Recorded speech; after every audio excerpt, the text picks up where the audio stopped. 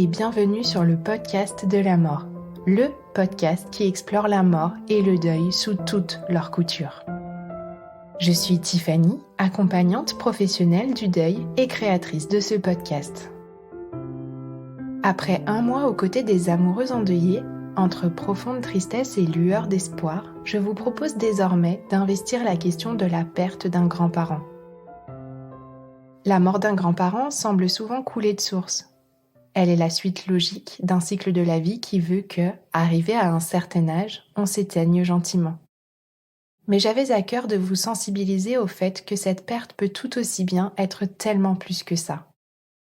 Perdre quelqu'un qu'on aime, c'est toujours perdre quelqu'un qu'on aime, et lorsqu'il s'agit d'un lien d'amour peu conventionnel et au-delà de tout ce que l'on s'imagine habituellement, ou lorsque les circonstances du décès sont difficiles, même intolérables, lorsque tout un quotidien s'en trouve chamboulé, ce deuil peut venir nous bouleverser. Bref, vous découvrirez, au fil des témoignages de cette série, que le deuil d'un grand-parent peut prendre, comme tous les autres deuils, bien des chemins différents. Alors si vous ne voulez louper aucune sortie des prochains épisodes, pensez dès à présent à vous abonner au podcast de la mort sur votre plateforme d'écoute préférée. Spotify, Apple Podcasts, Deezer, c'est vous qui choisissez.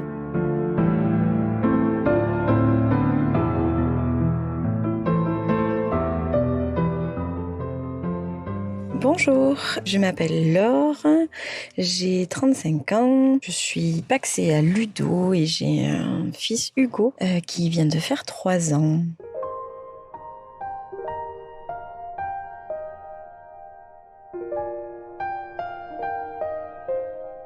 Et j'ai donc perdu mon papy Maurice en février 2018.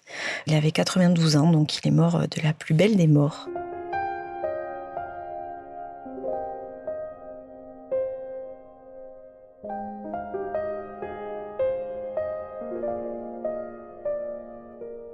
Donc Papy Maurice, c'était quelqu'un d'iconique, j'ai envie de dire. Il était facteur quand il était plus jeune, puis ensuite il a été agriculteur dans la ferme familiale.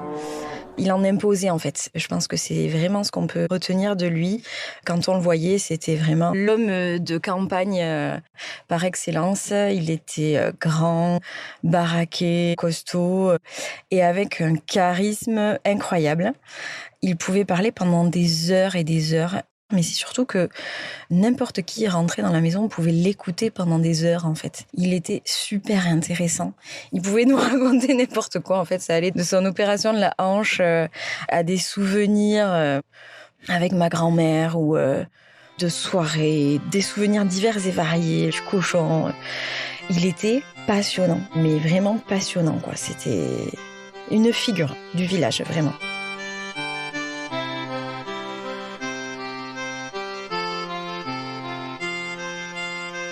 J'ai grandi dans une maison familiale, une maison à étage où mes grands-parents paternels habitaient le rez-de-chaussée et où mes parents, mon frère et moi, habitions à l'étage avec un escalier intérieur. Enfin voilà, la maison vraiment communiquait à l'intérieur.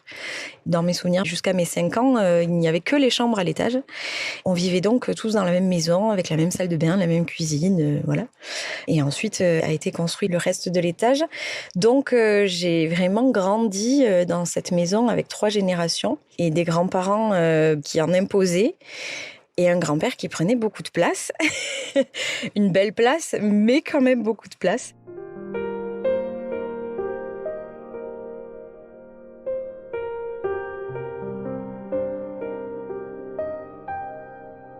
Ma grand-mère est partie suite à la maladie d'Alzheimer en 2009. Ça a été un choc pour lui. En fait, je vais être vulgaire, mais il s'engueulait tout le temps en patois.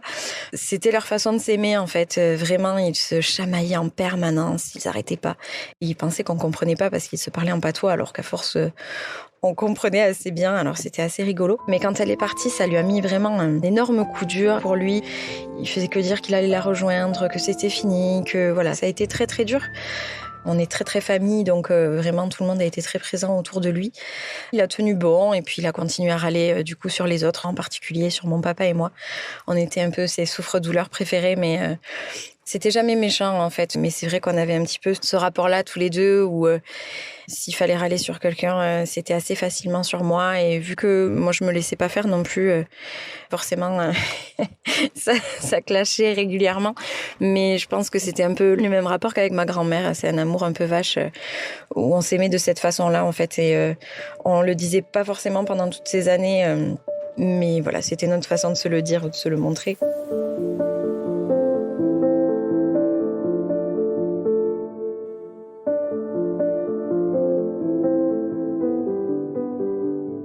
Et un jour, ça a commencé à être plus compliqué et son souhait, c'était vraiment de partir dans sa maison, entouré de sa famille et de ses proches.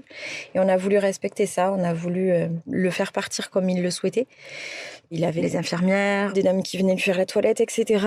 tous les jours. Et au bout d'un moment, ça a commencé à être vraiment très difficile pour mes parents qui étaient toujours à la maison et qui s'occupaient de lui un peu H24. Et au vu du contexte, j'ai pris la décision de revenir m'installer chez mes parents jusqu'au départ de mon papy. Et mon frère et ma belle-sœur habitant à 200 mètres de la maison familiale, on essayait de se relayer en fait jour et nuit parce qu'il y avait ce besoin constant et permanent d'être auprès de lui puisqu'il demandait une attention et un soin de chaque instant. On a mis en place ce qu'on avait appelé un papyphone.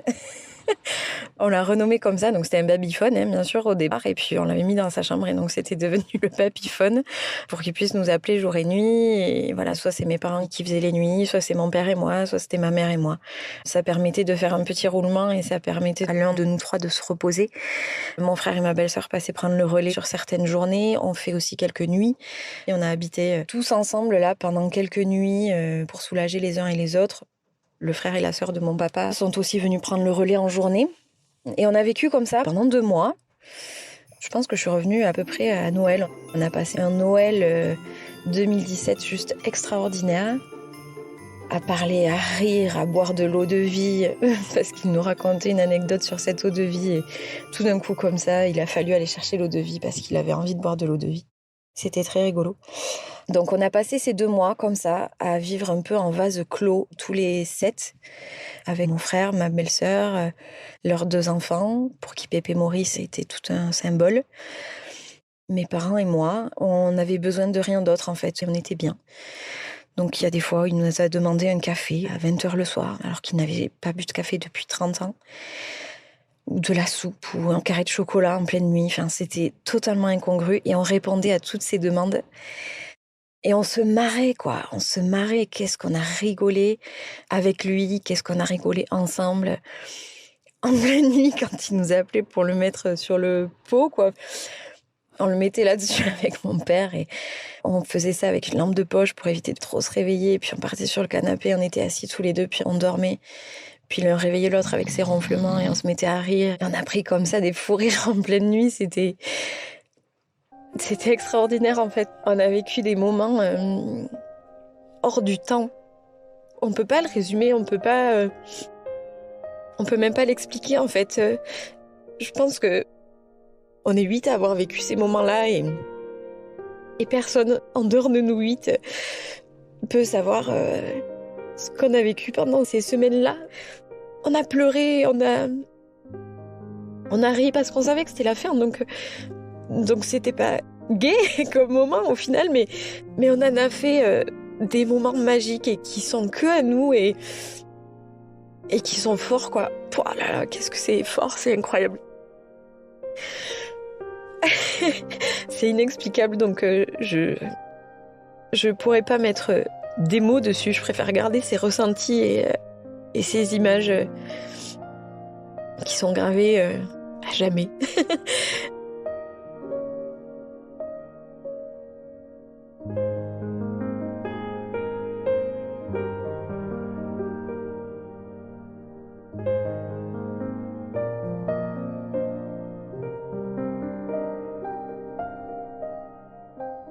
Et ça a été comme ça pendant plusieurs semaines et j'avais une formation à Paris puisque je me lançais dans une nouvelle activité et ça allait de moins en moins bien et je voulais pas partir, je voulais pas y aller. Et toute ma famille m'a dit mais si, il faut que tu y ailles, c'est pour ton avenir, machin.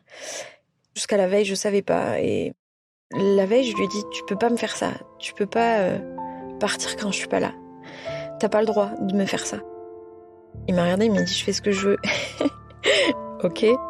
Il avait encore quelques instants de conscience. Et je lui dis, mais tu peux pas. Je lui dis, je t'aime, tu peux pas me faire ça. Il me dit, tu m'emmerdes, va faire ta formation. Va-t'en. Et je lui dis, tu me fais pas ça. Je pleurais, évidemment. Parce que c'était dur, parce qu'au fond de moi, je savais. Je savais que c'était la dernière fois que je le voyais. Je savais que je lui disais au revoir.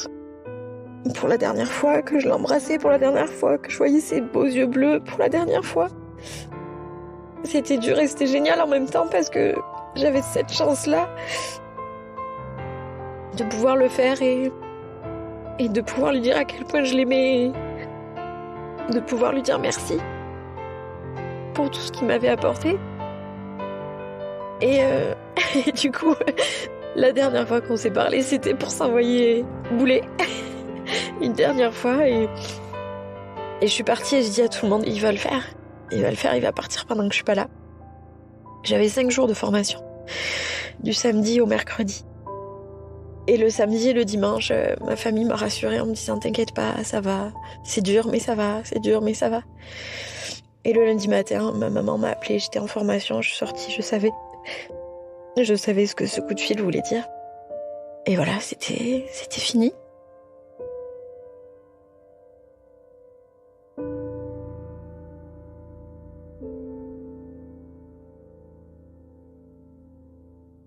Je les ai eu au téléphone rapidement, tous. Ma belle-sœur Cyrielle m'a dit, tu sais, je l'ai senti, je suis arrivée au boulot, j'ai fait demi-tour, je savais. Donc je suis rentrée et il est parti avec ton papa, ton oncle et moi.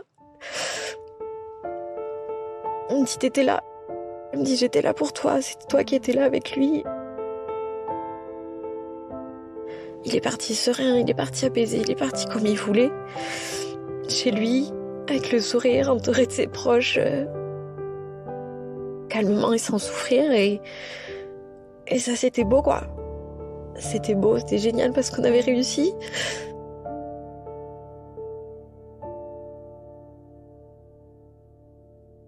Et voilà, je suis rentrée. On a pleuré, bien sûr, et on a ri. On a beaucoup, beaucoup ri. Parce qu'on a raconté un petit peu à tout le monde les dernières semaines qui venaient de se passer, qui étaient complètement folles. Et on s'est retrouvés tous les 7 autour de son corps et on a ri encore. Juste avant la mise en bière, on a eu besoin de se retrouver tous les 7, de lui dire au revoir tous ensemble et de lui dire merci une dernière fois, de nous avoir fait vivre tout ça aussi. Mon grand-père était un grand personnage jusqu'au bout, puisqu'il nous a fait vivre des choses extraordinaires jusqu'au bout. C'était une aventure complètement folle. Complètement folle.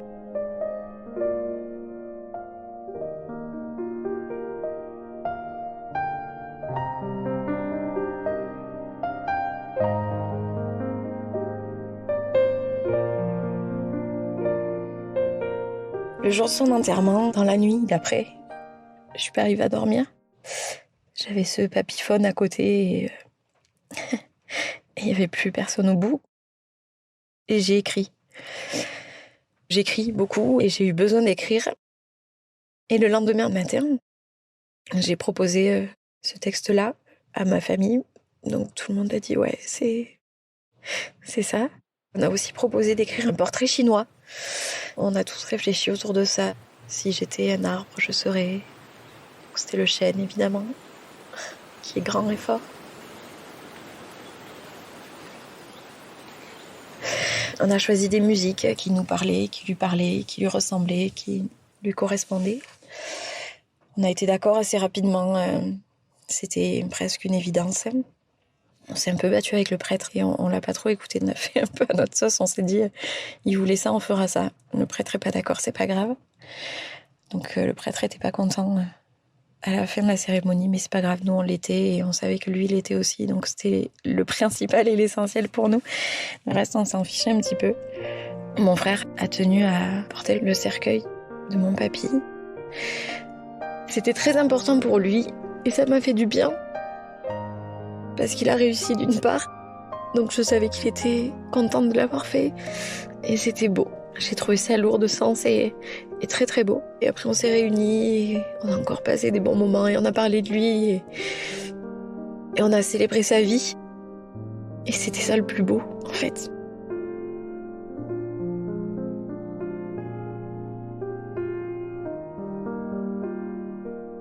Pour terminer, je pense que je l'ai fait plusieurs fois, mais je voudrais le remercier lui d'avoir été qui il était, de veiller sur nous parce que on le sent au quotidien, on sait qu'il est là, on sait qu'il a rejoint sa femme adorée et qu'ils sont tous les deux près de nous, qu'il nous protège et qu'il nous guide. Et remercier mon frère, Cyrielle, ma belle-sœur, Jules et Margot, des arrière-petits-enfants extraordinaires que mon grand-père a eu la chance de connaître. Mes parents qui ont une force surhumaine d'avoir vécu tout ça. Et j'aimerais dire que parfois, le départ de quelqu'un, c'est pas que triste. Ça peut être aussi beau, ça peut être rempli de vie. C'est sûr que là, c'était des conditions idéales, entre gros guillemets. C'était une fin de vie après une très belle vie, une très longue vie. Donc, merci la vie.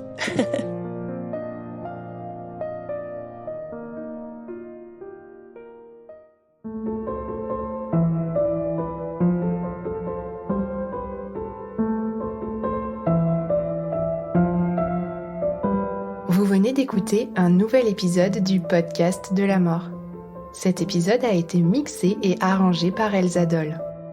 J'espère que ce partage vous a plu et si tel est le cas, n'hésitez pas à le recommander sur vos réseaux sociaux.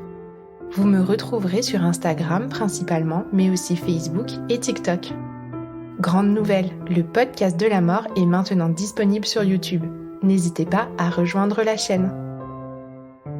Et si vous voulez encourager la suite de l'aventure, vous pouvez toujours laisser 5 étoiles et un commentaire sur Apple Podcast et Spotify pour permettre au podcast de la mort de gagner en visibilité. Vous avez enfin la possibilité de faire un don sur mon site internet www.lepodcastdelamort.fr, onglet Soutenir le podcast. Vous contribuerez ainsi au financement du matériel et du temps qu'Elsa et moi allouons chaque semaine à la création de cette belle ressource. Je vous remercie et vous donne rendez-vous la semaine prochaine pour un prochain épisode.